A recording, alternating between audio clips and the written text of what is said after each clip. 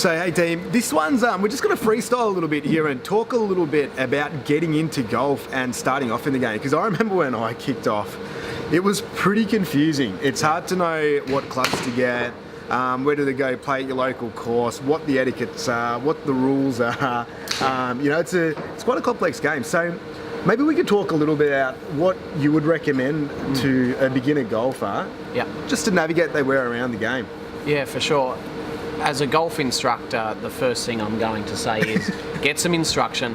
You don't need to load up and get a 12-month coaching plan or anything like that, but just get some good key fundamentals. So my checklist that I go through, let's make sure your fundamentals are sound. So your next move to then start some sort of practice element is going to make more sense, and you're not going to dig any deep holes. So if we can get some good concepts in your first month or two of play, that's certainly a good start. And then we start to look to go to the driving range to try to hit some balls and find things out yourself.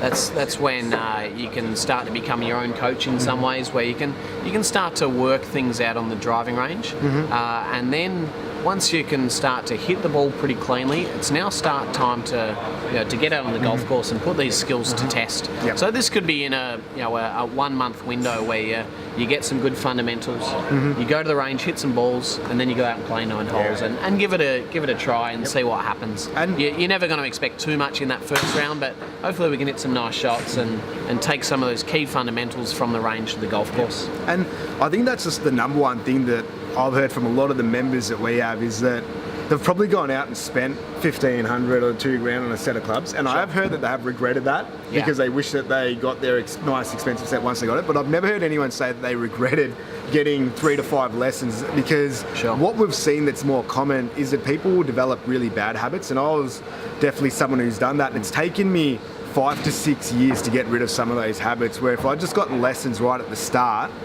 so I had some pride and didn't think that I was going to figure this game out myself, I would have saved myself a lot of pain. That seems so common with every golfer that I speak to, that they just say that I wish I'd gotten some coaching early on, stuck with it for 3 to 5 lessons before really doing that. And I think that's where you'll start getting addicted to the game as well, because the more nice shots you hit at the start, that's really what brings you back, isn't it? For sure, And there's other sports, you just do it yourself and find your way into the sport, and then start to develop some skills. In golf, if you start with a poor technique, or you're practicing the wrong technique, it really does set you back. It does, mate. So it's totally different to other sports where you can just sort of play and feel your way into it.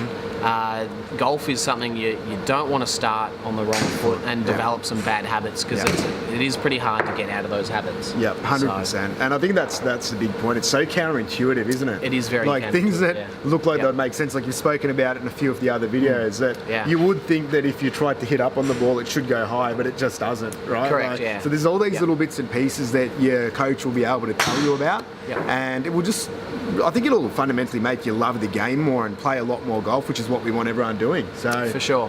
Cool. Yeah, I think with the golf equipment as well, if you're a beginner player and all you're looking to do is make contact with the golf ball and send it up in the air, you don't need to spend a lot of money on equipment. That money could be better invested in going to the driving range to practice, or investing in your golf lessons. If you've got a basic kit of golf clubs, it's more than enough. One of your friends or your buddies can get you some clubs to start hitting with, and then when you really start to delve into it, your purchase will be better at a later date. And unfortunately, what happens when you go into a golf store as a beginner player, the sales staff, they're licking their lips, and they're going to Fresh be meat. Yeah, absolutely. They know you've got nothing, and it's an easy kill for the sales staff, because the guys here at House of Golf are going to love you. Not the guys at House of Golf, maybe some of the competitors, but it's just the way it is. You're a beginner player. You're vulnerable because you don't know a lot about the game. So some good ethical advice would be to your first few games and your first few months of play, just use some basic golf equipment and start to develop your skills from there. And I always like to put a number on the player's technique. So if someone I can see has a little bit of ability, I'll say, look, you are going to use that equipment until you break 100. And then when you break 100, you can go out and maybe start your next advancement. And I think that's a really good ethical way to look at it. Instead of trying to get some quick sales for the golf shop. Absolutely. Let's get some good technique first, even if they're 50-year-old blades. Let's get the technique right first, and then when we hit some key milestones in your golfing scores, we can then look at investing. And it's an incentive as well, right? Like, so if you're looking at getting equipment, reward yourself as you get better, because the amount of players that I've seen that will buy blades and they're still, maybe they've had like a good fitting session because they're really warmed up and they hit a few good shots there and they want to be like their idols on TV. But the reality is, I think over the long run, they're spending the majority of their time trying to grow into their clubs rather than their clubs being a tool to help their golf. For sure. Yep.